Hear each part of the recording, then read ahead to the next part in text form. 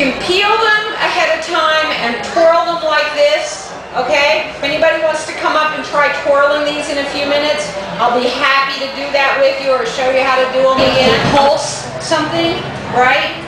And you know on most food processors it says pulse. Well, that's the pulse. You're just getting it chopped. You want it very identifiable. You don't want it to be mush. Thank you. Right? Then you're going to take it out. You want to be sure that you hold the top. I don't think that's going to be too wet, so I think we're going to put that right into our tomato mixture. You see the pieces?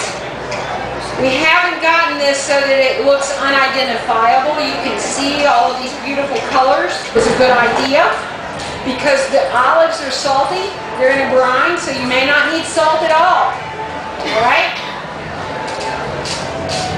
Just a little. I like salt. Look at the beautiful colors we have. This will keep for 4 or 5 days under refrigeration. You can make it ahead of time. Put it in a really pretty bowl, put it out with a beautiful bowl of crostini, and it's just a fabulous, easy, economical hors d'oeuvre.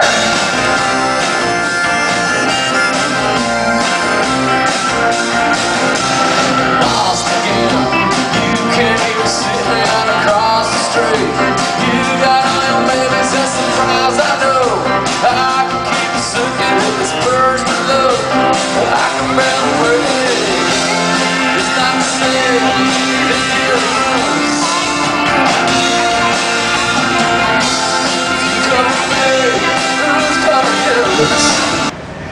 As if not only would the snowflake hear him, but the snowflake would do something about it. And I was amused by this. I thought, oh, I like this guy. I like this guy. He's mad, and he says what he wants to say. You know, he doesn't edit himself at all. And I was dying to see what he would say next. And that, following what Herbie said next, got me through the whole book. Roughly stated, the plot concerns Herbie, who is an actor, his wife, Annie, who is an actor, based, as you said, roughly on you and Jim. And Annie dies. Annie dies early in the book, the 4th chapter. Chapter 4. Yeah. And this is about the journey that Herbie and his family take once Annie is gone. There's several things about this that are just terrific. One of them is this white-hot love between Herbie and Annie. This incredible bond, this incredible relationship. How long have you guys been married in real life? 39 years.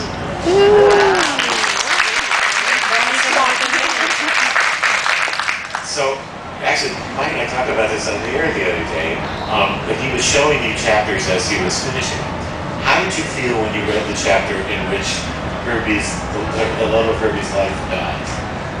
Well, he was writing something initially and not talking about it, which was really unusual because he usually tells me everything and wants me to read everything.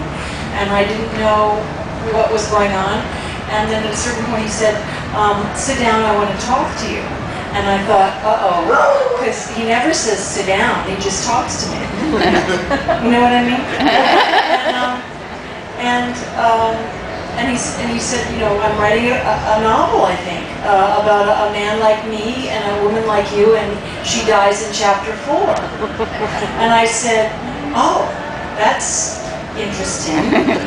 And then I started to read them. I read the first 4 chapters, and I really fell in love with Herbie. I fell in love with Annie, who is just fantastic. I thought, wow, she's based on me. I'm so flattered. And then their relationship was so moving to me. And so I forgot to worry that when the book came out, everybody would think I was dead.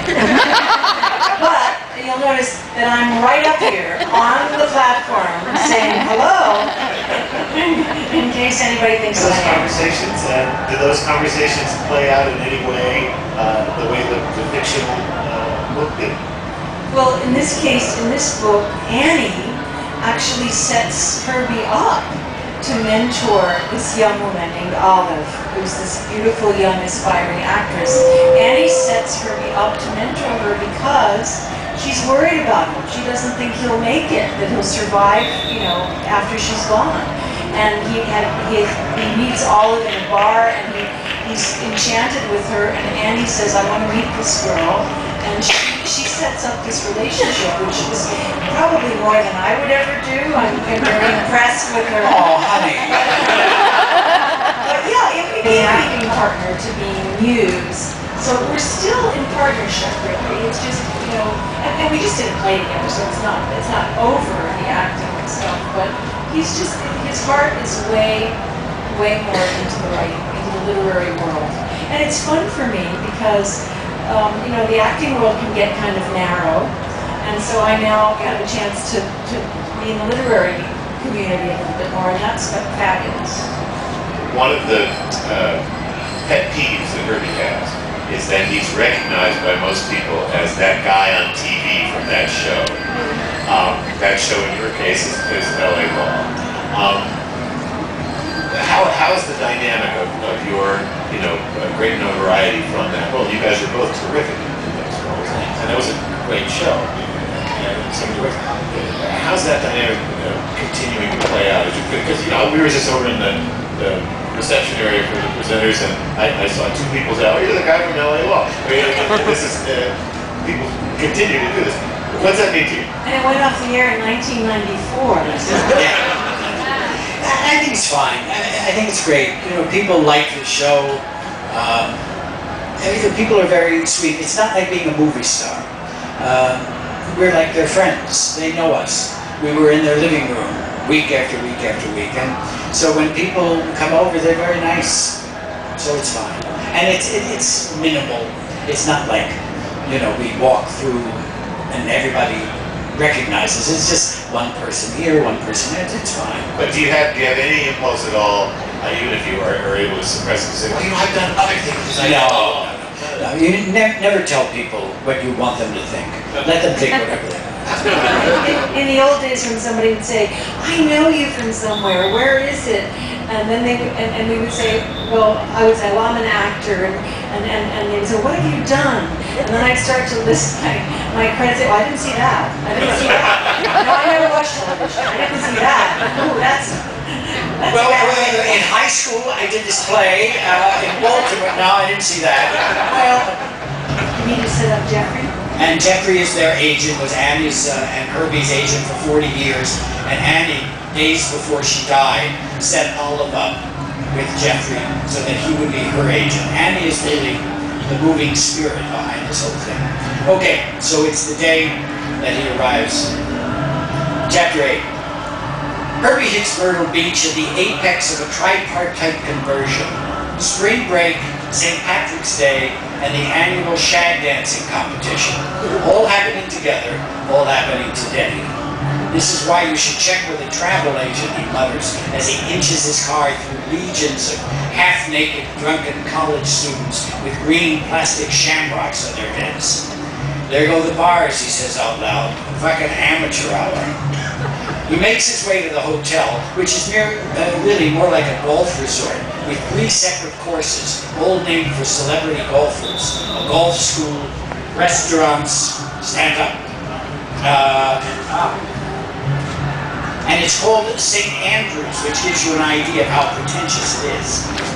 He drives up to the ornate reception area, a third-rate version of a Vegas hotel.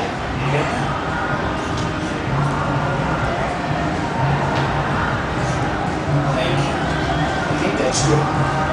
A third-rate version of a Vegas hotel, and there's a place to drop off his golf bag so they can take it down to the golf area, and he won't have to put it in his room. They frown on golf clubs in the room. He pops his trunk, and an eager young fella takes the bag out of the trunk. He has a bit of a sneer in his face as he lifts Herbie's canvas golf bag with its motley set of clubs and sets it on a rack next to a dozen hefty leather bags with gleaming matched irons and fluffily head-covered woods. They're collectibles, he tells the kid. Be careful, they're worth a fortune. Yes, sir, polish them up for you? No, they look exactly the way they're supposed to look. After he checks in, he follows another tanned young fellow through endless corridors to his golf package suite. He tips the kid, and as he lets himself out, the click of the closing door hits Herbie like a brick.